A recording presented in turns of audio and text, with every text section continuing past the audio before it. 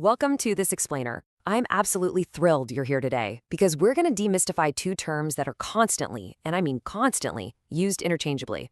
We hear them everywhere, right? From major government policies to your monthly utility bill. But misunderstanding them is literally costing us money and energy. I'm talking about energy efficiency and energy conservation. So let's dive right in and fundamentally change how you look at the power you use every single day. Now let's start with a quick little quiz. Is turning off the lights considered energy efficiency? Most people would instantly say yes. But, well, the correct answer is actually no. Surprised?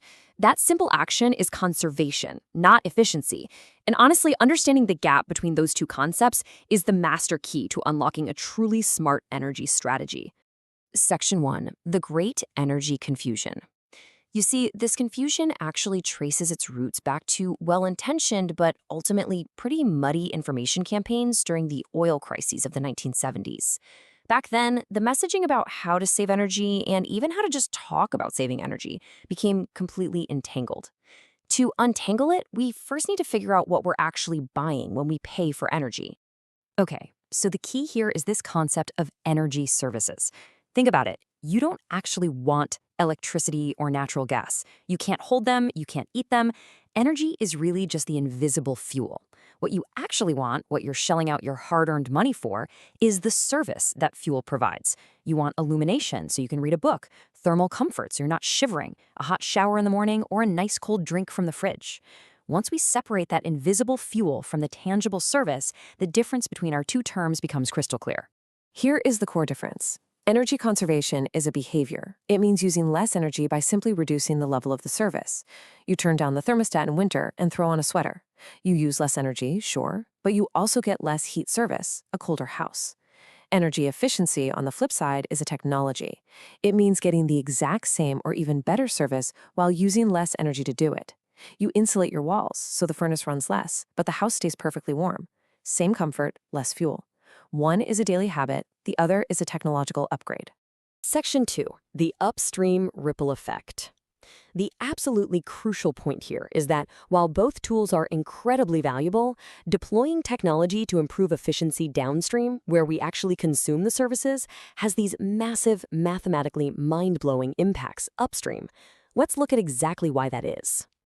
Consider this totally shocking statistic. The U.S. energy system wastes almost 70% of its energy inputs. Yeah, 70%. Only about 30% actually becomes useful energy. We're losing a staggering amount of power simply converting it and moving it around before it ever even reaches your house or a factory. This right here proves exactly why we need drastic efficiency improvements. Let's walk through the terrible math of an old lighting system, just to show you what I mean.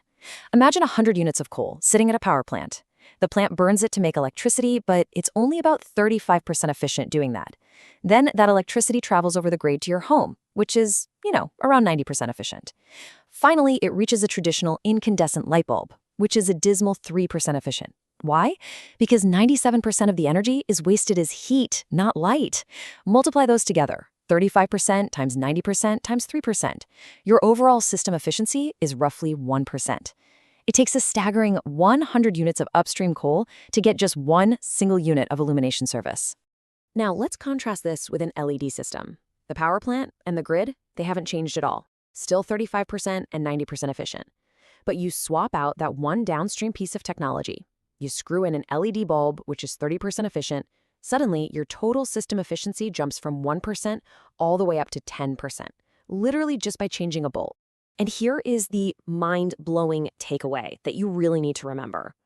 Because of that tiny downstream efficiency change at the bulb, you now require 90% less primary upstream coal to get the exact same amount of light in your living room.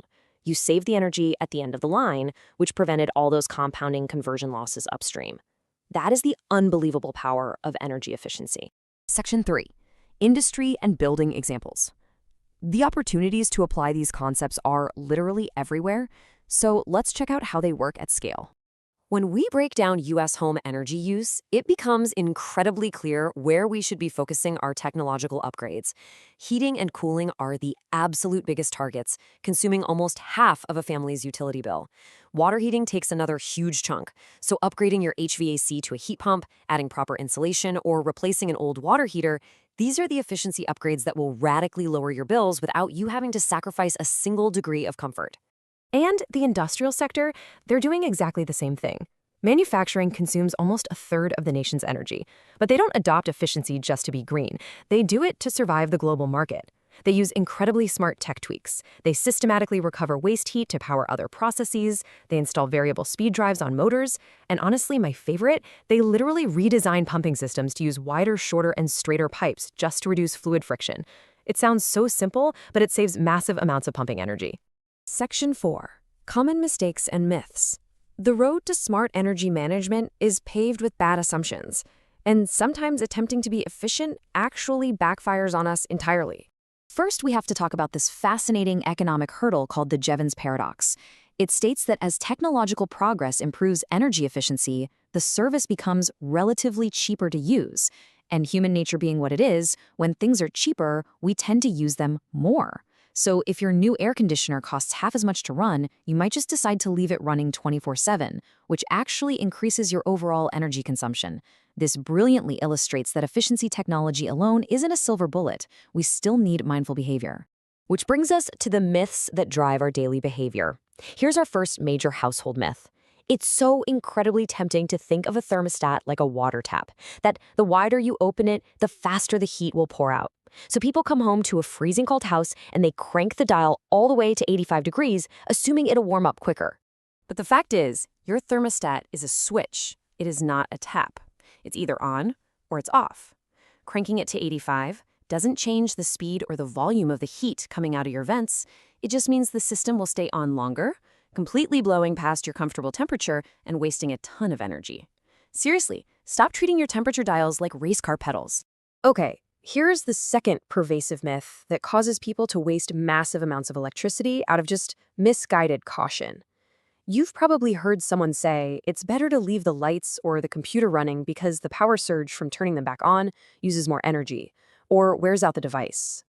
We need to debunk this immediately. The fact is that tiny fraction of a second surge is vastly smaller than the energy wasted by leaving a device running when nobody is using it.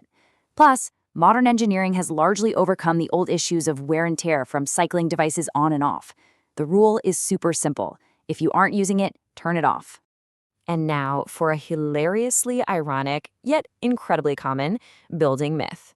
A lot of folks trying to improve their home's heating efficiency head over to the hardware store, buy a roll of duct tape, and start wrapping their leaky basement air ducts. I mean, it's right there in the name, right? Actually, no. Actual scientific measurements from laboratory research prove that duct tape is terrible for its namesake. In dirty, dusty basements, or as the heat fluctuates, the adhesive just dries out, wrinkles up, and falls right off. So all those supposed DIY efficiency fixes, they're really just wasting your time, your money, and your furnace's heat. Use proper mastic sealant instead. Section 5. The 5-point action checklist. We've defined the terms, we've seen the math, and we've busted the myths. Now let's put it all together. To have a truly smart energy strategy for your home or business, you need the perfect pair. You cannot rely on technology alone, but you also don't want to live in the dark wearing 3 sweaters. You have to marry technological efficiency with behavioral conservation. So here's your 5-point checklist to do exactly that. Number 1, upgrade to efficient LED lighting, but conserve by remembering to actually turn them off when you leave the room. Number 2, buy a programmable thermostat, but behaviorally treat it like a switch, not a tap. Number 3, use technology to insulate properly. Remember, no duct tape, so you can conserve your heating fuel. Number 4, buy efficient Energy Star appliances, but conserve water and power by only running full loads of laundry or dishes. And number 5, always look for downstream efficiency fixes first, because they save massive amounts of upstream fuel. I want to leave you with this final thought and challenge. What is one energy service, illumination, comfort, entertainment, that you can maintain today while fundamentally changing the technology or the behavior you use to power it? Start there. By separating the service you actually want from the fuel you use, you become a master of both efficiency and conservation. Thanks so much for joining me on this explainer, and I'll see you next time.